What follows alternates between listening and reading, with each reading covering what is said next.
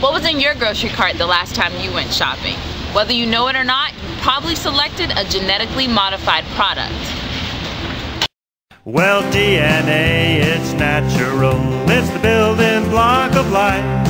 And when the good Lord put it together, you know, I think He did it up right. He made lots of different organisms, a complex web of life, each one dependent on another, and so the circle it closed up tight. But then along came a man and a microscope, and he separated the genes.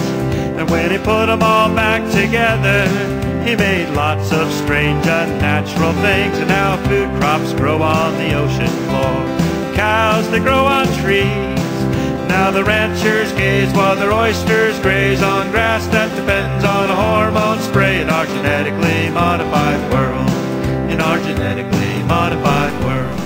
The video may be an extreme scenario because cows aren't growing on trees, but genetically modified products' genes have been engineered to produce crops that grow larger, are resistant to droughts and insects. Because of this, this is an issue that has been raised in many different areas. But again, the question of GM food has become much wider than one purely of food safety. It has become an environmental issue, and a social issue, and a political issue.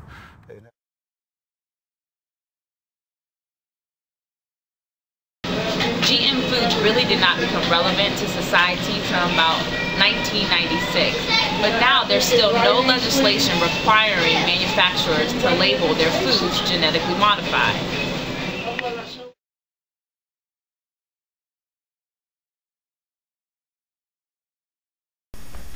In 1992, GM foods did not need to be labeled unless their characteristics were different from non-GM foods. In 1997, GM foods could be considered organic. But in 2000, genetically modified products could no longer be considered organic. But then in 2001, it was reiterated that GM products did not need to be labeled if not different from their natural counterparts. And the main reason was the FDA did not want to hurt sales.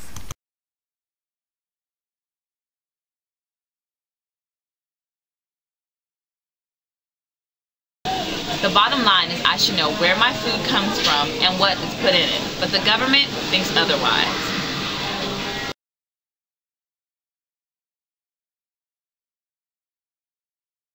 It's really a cell invasion technology.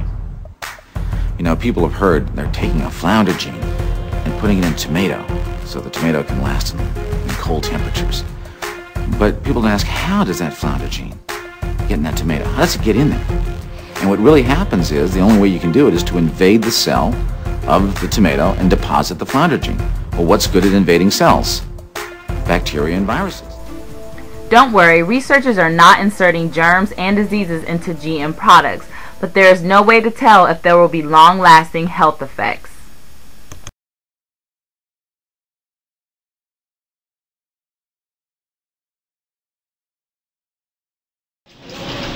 So I started to think, since genetically modified foods are bad for my health and the environment, maybe I should stop purchasing them. So I have a budget of $25 and a grocery list. Let's see if I can purchase what I need with my budget and that's not genetically modified. My grocery list contains chicken, milk, eggs, apples, oranges, green beans, and tuna fish, and I have $25. Okay, so I've got my first item on the list, which is chicken, and the genetically modified product is $4.99 a pound versus the natural product, which is $5.99 a pound.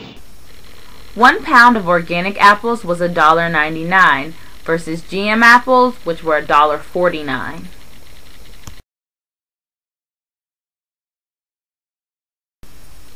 One pound of oranges was $1.49, but those were GM because I couldn't find organic ones.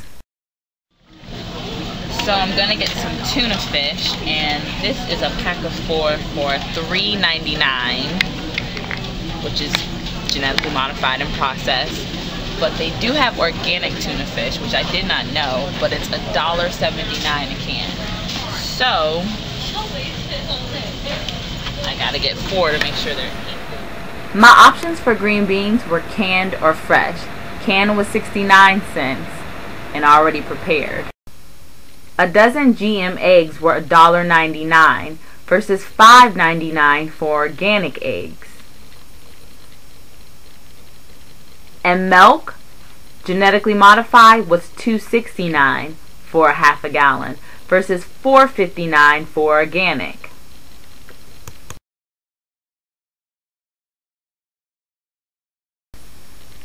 Let's take a look at the totals. If I purchased all my items minus the oranges that were not genetically modified, they're $28.31. But if I purchased them and they were genetically modified, including the oranges, they're $17.33. A difference of $10.98.